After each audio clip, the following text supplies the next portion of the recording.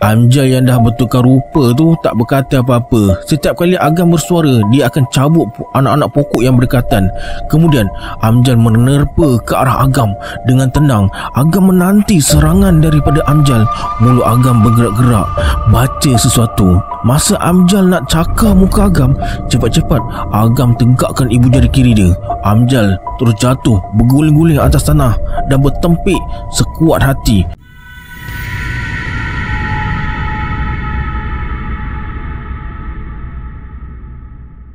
A'udzubillahi minasyaitonirrajim. Bismillahirrahmanirrahim. Assalamualaikum semua, kembali lagi bersama saya Syarul.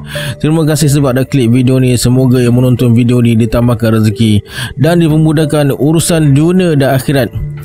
Okey, hari ni saya akan sambung cerita bercakap dengan jin siri 99 dan 100 yang mana terlepas siri-siri sebelum ni.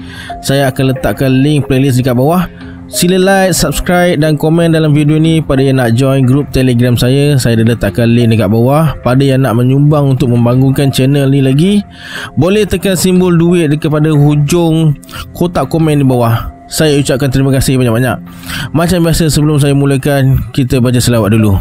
Sallallahu Rabbuna ala nuril mubin Ahmad al-Mustafa Sayyidil Mursalin. Sallallahu Rabbuna ala nuril mubin Ahmad al-Mustafa Sayyidil Mursalin. Sallallahu Rabbuna ala nuril mubin Ahmad al-Mustafa Sayyidil Mursalin. Tanpa buang masa lagi, jom let's jump to Rabak Serah.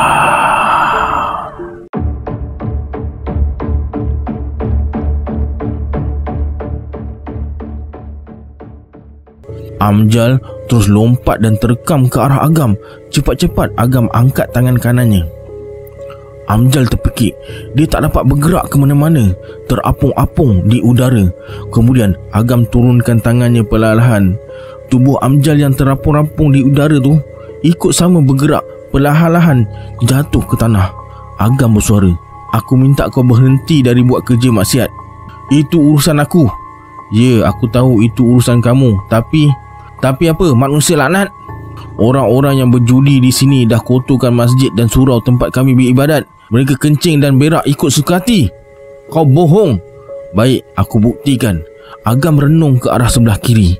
Tak ada apa-apa dekat situ kecuali hutan kecil. "Aku bukannya budak-budak," kata Amjal dan terus ludah ke arah Agam. Tiba-tiba TJ dan Najib terdengar bunyi suara orang baca Al-Quran. TJ amati pembacaan tu dengan teliti. Pembacaan yang sempurna itu membuatkan TJ terpersona. Dalam irama pembacaan ayat-ayat suci tu, TJ terdengar bunyi orang tumbuk padi dan berpantun, kokok ayam dan terhidup bau nasi dan gulai. TJ terasa macam berada di tengah-tengah sebuah perkampungan. Tapi dia tak nampak apa-apa. Hutan je. Agam bersuara, "Beberapa orang anak cucu aku patah kaki, tangan dan luka akibat perbuatan orang-orang yang kau ajak berjudi dekat sini." Sebaik saja Agam selesai bercakap, terdengar suara budak-budak menangis tahan kesakitan. Amjal Kamal bersuara, "Kamu sihir aku?" "Tidak, kami makhluk Allah seperti kamu. Kami minta sesuatu dari Allah." "Bohong." "Baik, aku buktikan. Lihat sekarang." Agam tunjuk ke sebelah kanan. Amjal terpegun tengok apa yang wujud depan mata dia. TJ sampai gosok mata 2-3 kali macam bermimpi bila nampak sebuah perkampungan yang besar, lengkap dengan masjid dan rumah yang berbentuk macam rumah orang-orang Melayu, berdinding tepas dan beratapkan rumia. Keliling kawasan rumah ada pokok pisang, cabai, terung, ada ayam, itik dan kerbau. Penghuni kampung kebanyakannya berkulit cerah, sama ada lelaki atau perempuan.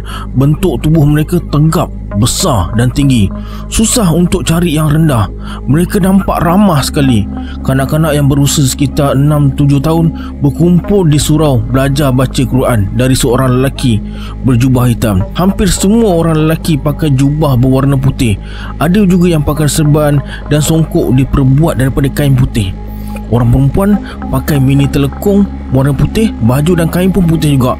Suasana sekitar kampung terasa damai, bersih. Orang-orang tua duduk di anjung rumah baca Quran atau berkasidah memuji Nabi Muhammad SAW dan para sahabat. TJ nak masuk perkampungan tu, tapi Najib larang. TJ berkeras juga. Masa TJ melangkah nak masuk kampung tu, tiba-tiba pangkal peha sebelah kanan dia terasa sakit. Kedua-dua belah bahu macam dihempap dengan benda berat. TJ tak mampu berdiri dan terus jatuh. Tapi TJ tak patah semangat. Makin berkobar-kobar nak masuk perkampungan tu, makin hebat sakit dekat pangkal peha kanan TJ. Bila TJ batalkan niat nak masuk perkampungan tu, sakit tu terus hilang. Jadi TJ buat keputusan lupakan hasrat dia tu. Kemudian Najib ajak TJ balik, tapi TJ tak nak. Dia nak tengok apa akan jadi seterusnya. TJ dongak ke langit. Matahari dah beransur condong. TJ rasa dah dekat pukul 4 petang. Bila Agam dah buktikan tu, si Amjal ni macam tak puas hati. Agam tutup balik perkampungan tu. Terus kawasan tu bertukar jadi hutan semula. Amjal nak cabar Agam. Dia keluarkan seketul batu kecil dari poket seluar. Batu kecil tu diletakkan atas tapak tangan dan ditiup 3 kali. Beberapa detik kemudian terdengar bunyi angin yang kuat. Tak semena-mena kawasan tu dilanda ribut besar. Dahan pokok patah, ada yang tumbang. TJ dengan Najib cepat-cepat peluk pokok depan mereka. Kalau tak peluk mungkin boleh melayang. Walaupun ada pokok yang tumbang, Agam tak berganjak dari tempat dia berdiri tu. Setengah jam kemudian, ribut besar yang menggila tu terus berhenti. Agam masih berada dekat tempat dia, tapi Amjal Kamal dah hilang entah ke mana. Tiba-tiba TJ terdengar bunyi ganjil dari sebelah kiri. Mula-mula TJ ingat bunyi tu bunyi beruang. Rupa-rupanya bunyi suara Amjal. Dia dah berubah wajah dan bentuk. Seluruh wajahnya ditumbuhi bulu tebal berwarna kemerah-merahan. Begitu juga dengan rambutnya. Matanya bertukar jadi macam mata harimau. Bahagian mulut macam mulut orang hutan. Kakinya berbulu hitam. Bahagian badan berbelang macam harimau. Kuku dia pun sama macam harimau. Amjal yang dah berubah rupa tu terus melompat, bergerak ke kiri, ke kanan, cakar dan patah apa saja di laluannya. Agam segera panggil TJ, suruh TJ berlindung dekat tempat lain. TJ terus ajak Najib berlindung di sebalik pokok kempas besar. Kawasan tu agak tinggi, senang nak tengok gerak-gerik Agam dan Amjal Kamal. Dari perdu pokok kempas tu, TJ nampak Amjal mendekati Agam. Agam bersuara, "Tak usahlah bergaduh, tinggalkan saja tempat ni. Itu saja permintaan aku. Bermusuh bukanlah tujuan hidup aku." Amjal yang dah bertukar rupa tu tak berkata apa-apa. Setiap kali Agam bersuara, dia akan cabut anak-anak pokok yang berdekatan. Kemudian Amjal menerpa ke arah Agam dengan tenang. Agam menanti serangan daripada Amjal. Mulut Agam bergerak-gerak, baca sesuatu. Masa Amjal nak cakar muka Agam, cepat-cepat Agam tegakkan ibu jari kiri dia. Amjal terus jatuh berguling-guling atas tanah dan bertempik sekuat hati. Seluruh bulu yang melekat dekat tubuh dia gugur dan akhirnya terus hilang. Tubuh Amjal kembali ke bentuk asal semula. Dia terkapar atas tanah dan tak mampu bergerak. Tiba-tiba TJ nampak ada 4 orang lelaki muncul di kiri kanan Agam. Keempat-empat lelaki tu segera angkat Amjal Kamal lalu diletakkan atas pokok jelutung. Tubuh Amjal ditutup dengan daun pisang. Kemudian keempat-empat lelaki yang usung Amjal Kamal tu terus gaib. Agam bersuara, "Kemari Tamah, jangan apa-apakan kami. Aku tak akan apa-apakan kamu berdua. Kamu datang sekadar nak melihat, bukannya bermaksud jahat. Kalau begitu, biarlah kami balik dulu. Nanti dulu, aku nak bercerita pada kamu tentang Amjal Kamal." Agam pun mula bercerita. Dia memang dah lama nak cuba halau Amjal Kamal dengan kuncu-kuncunya yang buka gelanggang sabur ayam dekat tempat tu. Cara yang dia buat, lepaskan kerbau dan kambing setiap kali perjudian tu diadakan. Kadang-kadang Agam sendiri munculkan diri dalam bentuk manusia yang bertubuh besar dan hitam legam. Tapi semua tu tak berkesan. Amjal cukup keras kepala. Bila dah terdesak, Amjal guna ilmu batin yang dia tuntut dari orang-orang yang bertapa dekat dekat kaki gunung Himalaya.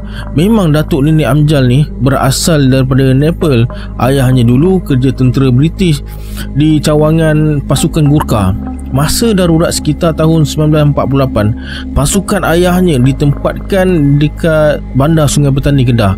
Dengan kehendak Allah, ayahnya bertemu jodoh dengan rakyat Melaya berketurunan Bangladesh. Kemudian ayahnya peluk Islam dan pilih nama Abdul Kamal. Bila Amjal umur 2 tahun, ayahnya meninggal dunia akibat ditembak komunis dalam satu serangan hendap tak jauh daripada bandar Sungai Petani. Amjal Kamal terus membesar dalam jagaan ibunya lah, Aisyah Kamdah nama ibu dia. Amjal tamat sekolah tingkatan 4 sekolah Inggeris dekat Al-Usta. Kemudian pergi ke Bangladesh dan tinggal dengan keluarga sebelah ibunya. Lepas bekerja dekat Bangladesh selama 5 tahun, Amjal Kamal berhenti kerja. Dia merantau ke Nepal untuk cari keluarga belah ayahnya pula. Di samping tu dia berhasratlah nak jadi pemandu kepada pendaki yang nak naik puncak Everest tu. Masa cari keluarga ayahnya itulah Amjal berjumpa dengan bangsa Nepal yang menuntut ilmu kebatinan. Dia tertarik dan terus ikut kumpulan tu. Bila dah rasa ilmunya dah cukup, Amjal kembali ke Malaya. Dia buat pelbagai pekerjaan. Antara kerja yang dia suka ialah selundup beras dari Thailand ke Malaysia, main nombor ekor pasaran gelap, padang besar, bukit kayu hitam, rantau panjang dan pengkalan kubur di Kelantan tu adalah tempat yang selalu Amjal guna untuk selundup beras, ganja dan sebagainya. Supaya rancangannya berjalan lancar, dia rasuah pihak tertentu. Mungkin sebab faktor umur atau mungkin rasa jadi penyelundup dah tak selamat, Amjal mula hidup baru untuk tampung hidupnya. Dia buka gelanggang judi ayam sabung ni, jadi perompak dan pecah rumah dengan ilmu pukau, jadi ketua curi kereta dan motor untuk hantar ke Siam. Semua kerja-kerja yang dibuatnya tu Agam tak peduli dan tak kisah pun. Tapi Agam jadi marah bila dicemar kampung halaman dia dengan buka gelanggang sabung ayam. Ada masanya si Amjal ni bawa perempuan Siam tidur dekat pondok dia tu. Kabarnya perempuan-perempuan Siam tu diseludup dari golok untuk dihantar ke bandar-bandar besar dekat Semenanjung ni. TJ tengok ke langit. Sinaran matahari mula redup. Agam bersuara, "Korang baliklah dulu. Jangan cerita pada sesiapa apa yang kamu nampak dekat sini. Kami nak tahu siapa abang ni yang sebenar, manusia atau penunggu tempat ni. Saya adalah hamba Allah seperti kamu. Saya bukan penunggu. Saya ada kampung halaman sendiri. Itu saja yang dapat saya terangkan. Kamu berdua baliklah. Si Amjal Kamal saya dah suruh orang-orang saya hantar ke tepi jalan raya." Lepas bersalaman, TJ dengan Najib mulakan langkah untuk pulang. Agam maju 2 tapak ke arah pokok besar dan berpusing ke kiri, lalu membungkukkan badannya macam cari sesuatu dekat celah-celah pokok tu. TJ dengan Najib terdengar bunyi suara orang batuk dari arah belakang. Bila mereka menoleh, Agam dah gaib. Mereka berdua teruskan perjalanan ke rumah.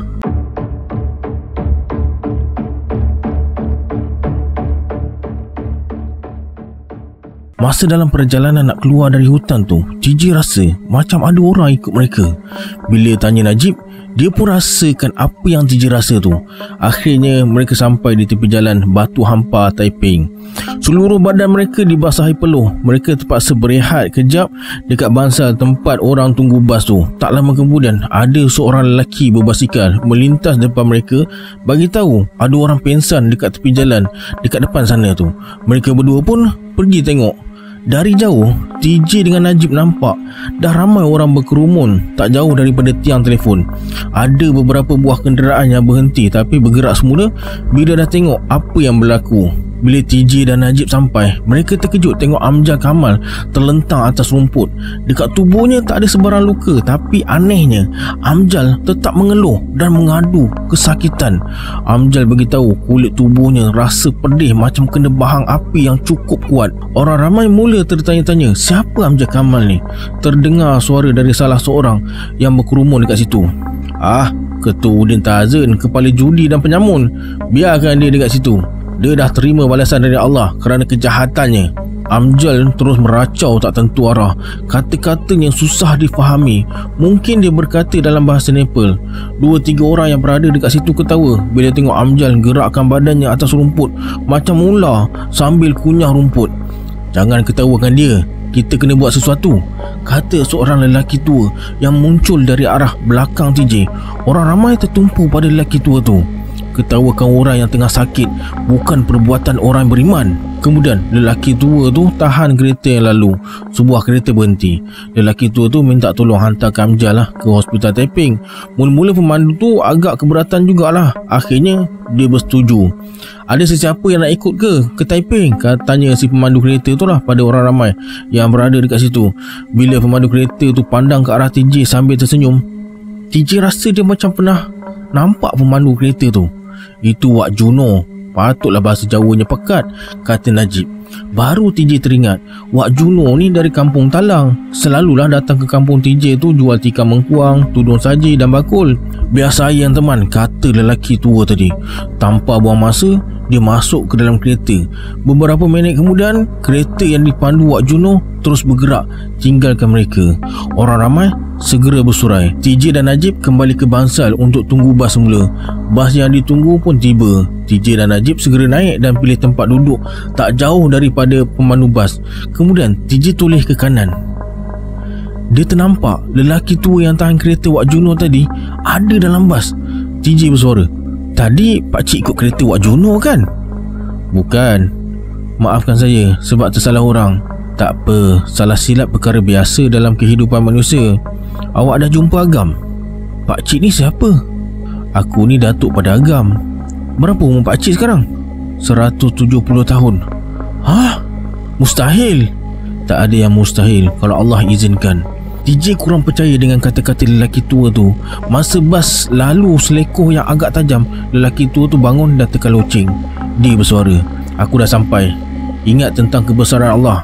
Bila kita ingat kebesaran Allah, tidak ada sesuatu yang mustahil di dunia." "Dekat sini hutan tebal. Mana ada kampung?" "Orang buta hati dan perasaan je yang tak nampak kampung halaman makhluk lain. Orang yang hatinya suci dan hidupnya direstui Allah akan jumpa makhluk lain selain manusia. Selamat jalan." Lelaki tua tu pun melangkah turun dari bas. Bas mula bergerak. Dari tingkap bas, TJ nampak lelaki tu masuk ke dalam hutan tebal macam orang berjalan dekat jalan raya. Dia melambaikan tangan ke arah para penumpang yang berada dalam bas. Menurut pemandu bas, dalam sebulan dua, lelaki tua tu akan turun dan naik dekat situ. Kadang-kadang dia turun dekat pekan air terjun, kadang-kadang dekat tempat yang disebut Bendung Siam. Tapi tempat yang dia turun tu semuanya kawasan hutan. Selain dari lelaki tua tu, adalah seorang perempuan juga. Selalunya orang perempuan tu naik bas yang terakhir. Masa mereka naik, selalunya penumpang tak ramai. Paling tinggi pun 2 orang. Bila mereka berada dalam bas, satu bas jadi wangi. Mereka tak banyak cakap. Mereka bayar duit tambang, kemudian terdengar mereka berzikir. Dah masuk waktu senja, baru TJ sampai dekat rumah. Datuk dia dah tunggu dekat kepala tangga. Muka dia nampak serius je. Datuk TJ bersuara, "Kamu dari mana, Tamah?" Dari hutan air terjun." "Ya, saya ke sana, Tok." "Kamu berjudi?" "Tak, saya cuma tengok je, Tok." "Apa yang kamu dapat?" "Susah nak cakap, Tok. Lagi sekali kamu pergi ke situ, aku serahkan kamu pada polis. Biar kamu kena lock up." Datuk TJ terus tinggalkan TJ menuju ke masjid. Tanpa buang masa, TJ naik ke rumah, ambil kain basahan, terus menuju ke perigi. Kalau tak nak kena marah lagi dengan datuk dia, TJ kena pergi masjid solat maghrib berjemaah. Masa TJ tengah mandi dekat perigi tu, ada orang tegur dia. Mandi dekat perigi?" TJ toleh kiri, toleh kanan, tak ada orang. Dia terus mandi balik. "Kamu berkawan dengan dia?" TJ kenal suara tu. Itu suara Amjad Kamal. Memang betul tekaan TJ. Amjad Kamal berdiri depan TJ sambil peluk tubuh. Kenapa?" tanya TJ. Serentak dengan tu, Amjad Kamal terus hilang. Hanya kedengaran suara ketawanya yang memanjang dan nyaring. Kemudian TJ terasa badan dia dibalin dengan tanah liat keras yang datangnya dari setiap penjuru. Tak cakap banyak, TJ terus lari naik ke rumah dengan rasa cemas yang amat sangat. Nenek dia ketawa besar bila tengok gelagat TJ. TJ terus bagi tahulah nenek dia apa yang jadi. Tapi nenek TJ cakap dia lemah semangat dan suruh cepat-cepat ke masjid. Alhamdulillah, bila sampai masjid, Datuk TJ dah tak marah. Lepas solat maghrib dan isyak, TJ pulang dengan datuk dia macam biasa. Bila berjalan berdua dengan datuk dia, Datuk TJ akan bagi nasihat dan petua pada TJ.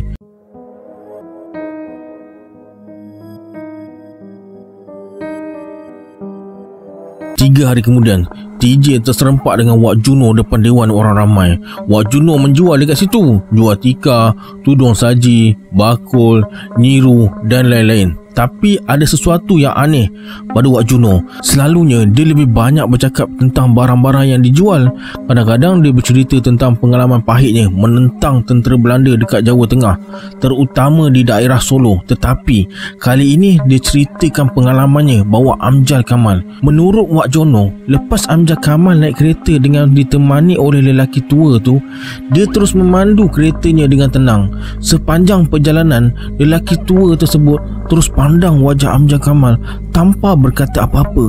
Cuma Amjad Kamal je menjerit minta tolong dan ampun pada lelaki tua tu.